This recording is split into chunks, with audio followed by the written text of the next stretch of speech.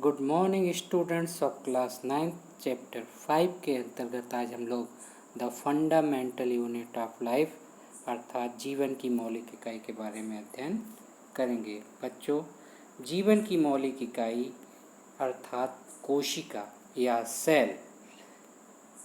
कोशिका या सेल जो शब्द आता है वो एक लैटिन शब्द है जिसका अर्थ है छोटा कमरा। कोशिका का सबसे पहले पता रॉबर्ट हुक ने 1665 में लगाया था। इन्होंने कोशिका को कार्क की पतली काट में स्वनिर्मित सूक्ष्मदर्शी से देखा था। आइए हम लोग कोशिका की परिभाषा को समझते हैं कि कोशिका किसे कहते हैं। बच्चों, कोशिका या सेल जीवन की संरचनात्मक एवं क्रियात्मक इकाई है। इसी को इंग्लिश में डिफाइन करते हैं। The cell is the structural and functional unit of life. बच्चों, कोशिका को जीवन की संरचनात्मक एवं क्रियात्मक इकाई क्यों कहते हैं? देखो बच्चों, हमारा शरीर या किसी भी जीवधारी का शरीर कोशिकाओं से बना होता है। कोशिका की संख्या के आधार पर एक कोशिकीय जीव हो या बहुकोशिकीय जीव हो, सभी जीवों का शरीर, विशेषकर बहुकोशिकीय जीवों का शरीर जिस क्रम में कोशिकाएं व्यवस्थित हो जाती हैं उसी प्रकार का वो उसकी संरचना बना लेती हैं। अब बात ये आती है कि चाहे एक कोशिका हो चाहे बहुकोशिका हो, अगर एक कोशिका भी होती है तो वो भी हर वो क्रियाकलाप करती है जो बहुकोशिकीय जीव करते हैं। आइए आगे बढ़ते हैं। बच्चों, हम अपने आसपास बहुत से जीव जंतुओं को देखते हैं तो ये पाते हैं कि वे कोशिकाओं से बने होते हैं। इनमें से कुछ एक कोशिकीय होते हैं अर्थात यूनिसेलुलर, एक कोशिका वाले होते हैं। ये एक कोशिका संपूर्ण जीव है, जैसे अमीबा, पैरामीशियम, क्लाइमाइडोमोनास इत्यादि।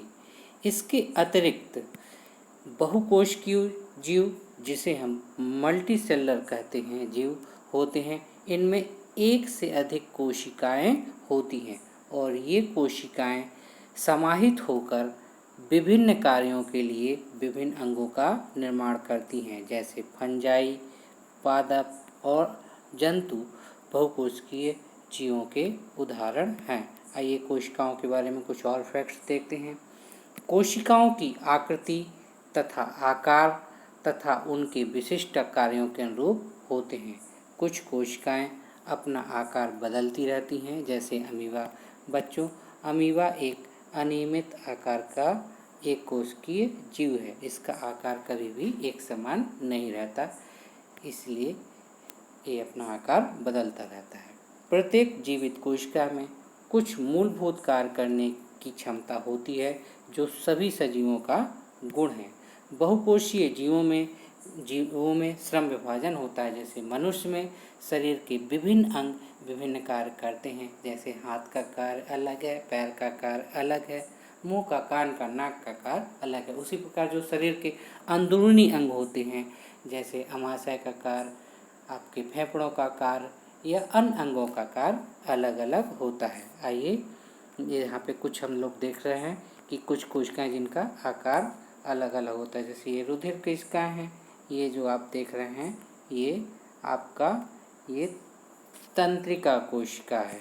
इसी प्रकार से यहाँ पे आप देख रहे हो ये अस्थि कोशिका है और यहाँ पे ये अंडाणु है, स्पॉन्स है और ये वसा कोशिका है। तो बच्चों, विभिन्न आकार की कोशिकाएं होती हैं। आइए आगे बढ़ते हैं। बच्चों, आइए हम लोग देख लेते हैं कोशिका का संरचनात्मक संगठन क्या होता है। कोशिका का संरचनात्मक संगठन, प्रत्येक कोशिका के अंदर 3 गुण स्पष्ट दिखाई पड़ते हैं। पहला गुण है प्लाज्मा झिल्ली या इसे प्लाज्मा मेम्ब्रेन भी कहते हैं। दूसरा गुण है केंद्रक, जिसे न्यूक्लियस भी कहते हैं। तीसरा गुण है कोशिका द्रव्य या साइटोप्लाज्म। आइए हम लोग एक सामान्य चित्र के माध्यम से इन चीज़ों को समझते हैं। देखो बच्चों, ये यहाँ पर एक हमने सिंपल तरीके से कोशिका बना ली है। तो कोशिका के अंदर जो है हम इन 3 गुणों को देख सकते हैं। पहला गुण प्लाज्मा मेम्ब्रेन, यह सबसे बाहर की परत होती है, इसे हम प्लाज्मा मेम्ब्रेन कहते हैं। यह जो है कोशिका के अंदर के पदार्थों को बाहर के पर्यावरण से दूर रखती है।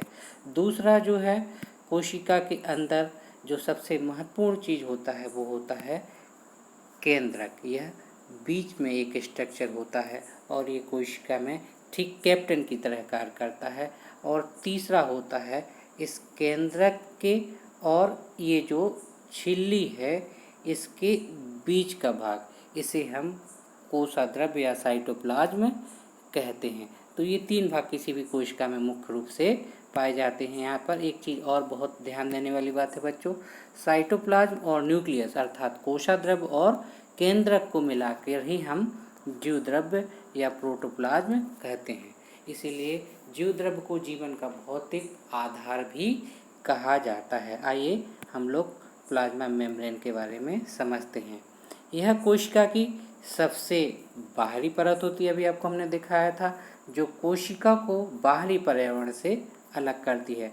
प्लाज्मा झिल्ली वर्णात्मक पारगम्य या सेलेक्टिवली परमेबल होती है, अर्थात झिल्ली यह चयन करती है कि कौन से पदार्थ अंदर या बाहर होंगे।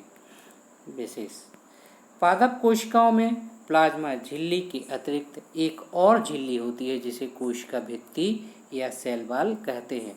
यह परत निर्जीव होती है एवं सेलुलोज की बनी होती है। बच्चों, पादप कोशिकाओं और जंतु कोशिकाओं में ये एक प्रमुख अंतर होता है कि दोनों कोशिकाओं में, जंतु अर्थात और पादप कोशिकाओं में प्लाज्मा झिल्ली या प्लाज्मा मेम्ब्रेन तो होती है, लेकिन पादप कोशिकाओं में एक अतिरिक्त वॉल या सेल वॉल भी होती है। यहाँ पर एक चीज़ और परिभाषा हम लोग देख लेते हैं, जीवद्रव्य कुंचन क्या है। जब किसी पादप कोशिका के अंदर परासरण द्वारा पानी की क्षति होती है तो कोशिका झिल्ली सहित आंतरिक पदार्थ संकुचित हो जाते हैं, इसे जीवद्रव्य कुंचन कहते हैं। तो बच्चों, आज के लेक्चर में इतना ही। वीडियो पसंद आया है, सबसे पहले आप इसको सब्सक्राइब कर दीजिएगा, लाइक कर दीजिएगा, शेयर कर दीजिएगा। अगले वीडियो में केंद्रक के बारे में हम लोग चर्चा करेंगे।